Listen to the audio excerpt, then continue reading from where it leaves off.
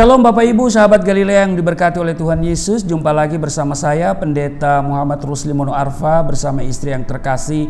Apa kabar hari ini Bapak Ibu? Tentu baik-baik saja, amin. Kami pun dalam keadaan yang baik-baik saja. Baik Bapak Ibu, kita akan bersaat teduh sebagaimana biasa. Sebelum beraktivitas, berkegiatan di akhir pekan ini, kita mau datang kepada Tuhan di dalam kebenaran firman Tuhan. Kita mau baca, dengar, dan renungkan. Mari kita berdoa. Bapa Surgawi, Allah, di dalam nama Tuhan Yesus, kami datang di hadapan-Mu mengucap syukur buat kebaikan Tuhan yang mengantar kami sampai pada hari ini.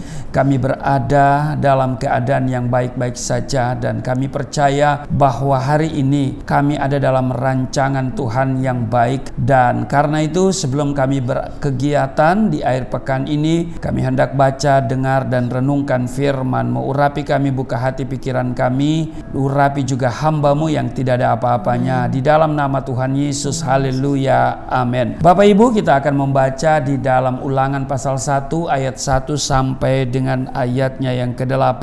Musa meriwayatkan pengalaman di Gunung Horeb. Istri saya akan membacakan bagi kita semua. Ulangan pasal 1 ayat 1 sampai 8. Musa meriwayatkan pengalaman di Gunung Horeb. Inilah perkataan-perkataan yang diucapkan Musa kepada seluruh orang Israel di seberang sungai Yordan, di padang gurun di Araba Yordan, di tentangan Suf, antara Paran dengan Tofel, Laban, Hazerot, dan di Sahab. 11 hari perjalanan jauhnya dari Horeb sampai Kades Barnea melalui jalan pegunungan Seir. Pada tanggal 1 bulan 11 tahun ke-40 berbicaralah Musa kepada orang Israel sesuai dengan segala yang diperintahkan Tuhan kepadanya demi mereka. Setelah ia memukul kalah Sihon, raja orang Amori yang diam di Hesibon, dan Og, raja negeri Basan yang diam di Asitarot dekat Adrei, di seberang sungai Yordan di tanah Moab, mulailah Musa menguraikan hukum Taurat ini, katanya, Tuhan Allah kita telah berfirman kepada kita di Horeb demikian, telah cukup lama kamu tinggal di gunung ini. Majulah, berangkatlah, pergilah ke pegunungan orang Amori dan kepada semua tetangga mereka di Araba Yordan, di pegunungan, di daerah bukit, di tanah Negeb, dan di tepi pantai laut, yakni negeri orang Kanaan, dan ke gunung Libanon sampai Efrat, sungai besar itu. Ayat 8, ketahuilah aku telah menyerahkan negeri itu kepadamu. Masukilah, dudukilah negeri yang dijanjikan Tuhan dengan sumpah kepada nenek moyangmu, yakni Abraham, Ishak, dan Yakub, untuk memberikannya kepada mereka dan kepada keturunannya. Demikian di dalam Ulangan pasal 1 ayat 1 sampai dengan ayatnya yang ke-8. Ini bicara Musa meriwayatkan pengalaman di Gunung Horeb. Dan mari kita lihat di ayat 7, majulah, berangkatlah, pergilah ke pegunungan orang Amori dan kepada semua tetangga mereka di Araba Yordan, di pegunungan, di daerah bukit, di tanah Negeb, dan di tepi pantai laut, yakni negeri orang Kanaan, dan ke gunung Libanon sampai Efrat, sungai besar itu. Bapak Ibu, sahabat Galilea yang diberkati oleh Tuhan Yesus, bangsa Israel harus terlebih dahulu mengembara dan berputar-putar di padang gurun selama 40 tahun lamanya sebelum mereka mencapai tanah perjanjian. Selama itukah seharusnya perjalanan yang ditempuh dari Mesir untuk menuju Kanaan? Saudara, saya kira tidak. Alkitab mengatakan, kalau kita lihat di ayat 2, 11 hari perjalanan jauhnya dari Horeb sampai Kades Barnea melalui jalan pegunungan Seir. Untuk mencapai Kanaan, normalnya mereka hanya butuh waktu 11 hari perjalanan. Namun bangsa Israel harus menempuhnya selama 40 tahun.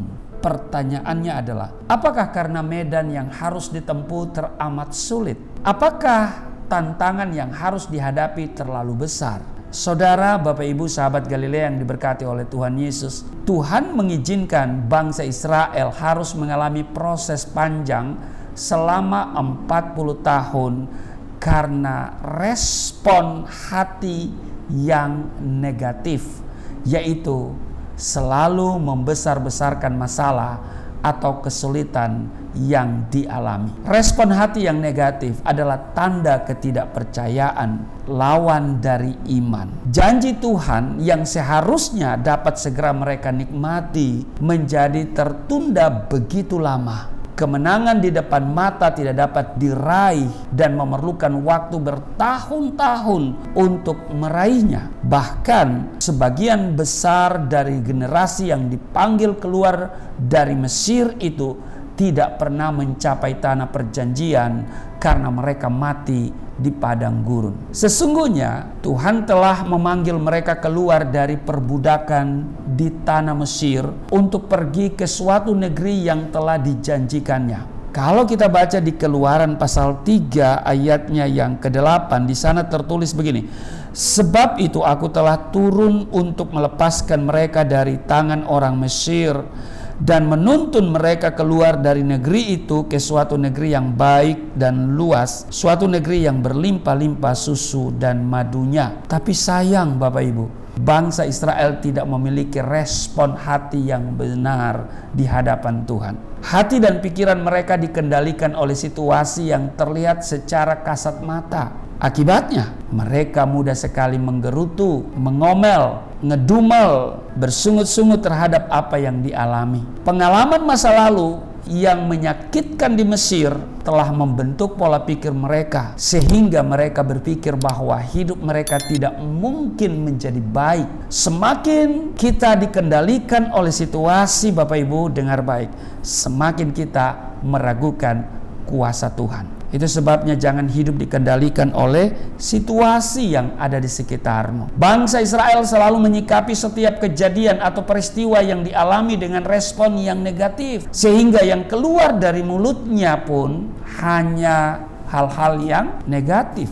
Tidak ada ucapan syukur. Bapak Ibu sahabat Galilea yang diberkati oleh Tuhan Yesus, menghadapi masalah atau kesukaran, sedikit saja iman mereka langsung terjun bebas dan putus asa. Bukan hanya itu Bapak Ibu, mereka terus saja mengingat-ingat dan membanding-bandingkan kehidupan saat di Mesir yang dianggapnya lebih enak daripada harus mengembara di padang gurun. Bilangan 14 pada ayat 2 dan 3 di sana dikatakan begini, bersungut-sungutlah semua orang Israel kepada Musa dan Harun, dan segenap umat itu berkata kepada mereka, sekiranya kami mati di tanah Mesir atau di padang gurun ini. Ayat 3, mengapakah Tuhan membawa kami ke negeri ini supaya kami tewas oleh pedang dan istri serta anak-anak kami menjadi tawanan? Bukankah lebih baik kami pulang ke Mesir? Bapak Ibu sahabat Galilea yang diberkati oleh Tuhan Yesus, dari apa yang mereka ucapkan begitu jelas bahwa ini menunjukkan ketidakpercayaan mereka kepada Tuhan. Mujizat dan perkara-perkara besar yang Tuhan nyatakan atas mereka di padang gurun ternyata belum juga cukup membuka mata rohani mereka. Respons hati yang negatif menghalangi mereka untuk mengalami penggenapan janji Tuhan. Bukankah sikap hati yang dimiliki bangsa Israel ini tidak jauh berbeda dengan sikap kebanyakan orang Kristen zaman now? Kita mudah sekali melupakan kebaikan dan pertolongan Tuhan dalam hidup kita, sehingga mengalami masalah sedikit saja tidak ada pujian dan ucapan syukur keluar dari mulut kita. Untuk itu, pemazmur menasihati setiap kita di 103 Mazmur ayat 2, pujilah Tuhan hai jiwaku dan janganlah lupakan segala kebaikannya. Di Mazmur pasal 105 ayat 5, ingatlah perbuatan-perbuatan ajaib yang dilakukannya, mujizat-mujizatnya. Bapak Ibu sahabat Galilea yang diberkati oleh Tuhan Yesus, saya mau katakan begini, seburuk apapun keadaannya, sesulit apapun perjalanan yang kita tempuh hari-hari ini, bila kita memiliki respons hati yang benar, kita akan mampu bertahan, sebab kita percaya bahwa Tuhan turut bekerja dalam segala perkara.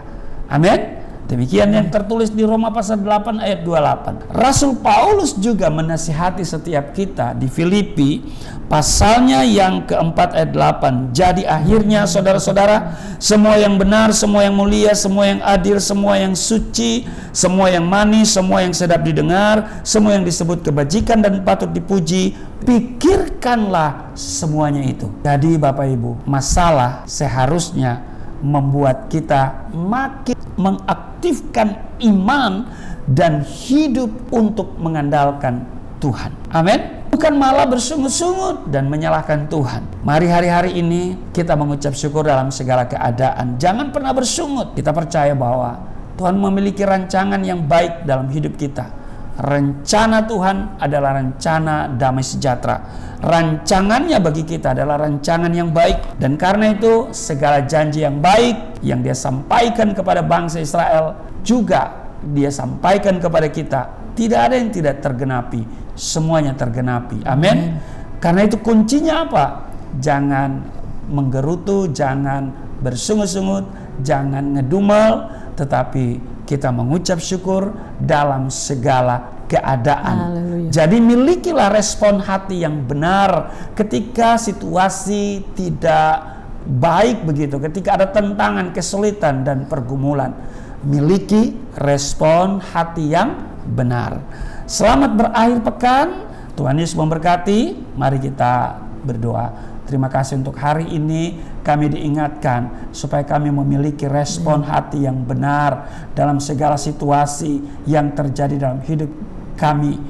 Karena kami percaya Tuhan turut bekerja dalam segala sesuatu mendatangkan kebaikan bagi setiap kami. Tuhan tidak pernah membiarkan dan meninggalkan kami. Engkau bawa kami kepada kehidupan yang berkemenangan. Berkati seluruh sahabat Galilea dimanapun mereka berada dalam berbagai kegiatan akhir pekan ini. Tuhan melindungi, Tuhan menolong, mereka semua terpelihara dengan sempurna, tidak celaka, tidak jatuh, tidak diserang oleh berbagai penyakit. Mereka terpelihara, penuh damai sejahtera, sukacita di dalam nama Tuhan Yesus. Haleluya. Amin.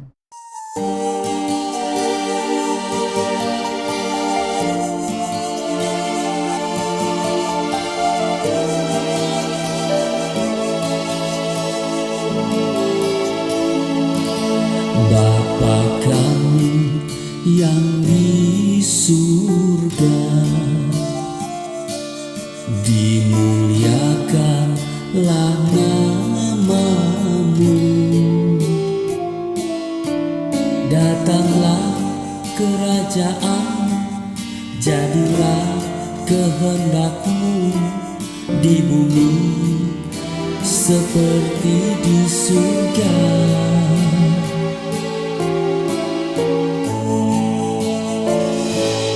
Berikanlah kepada kami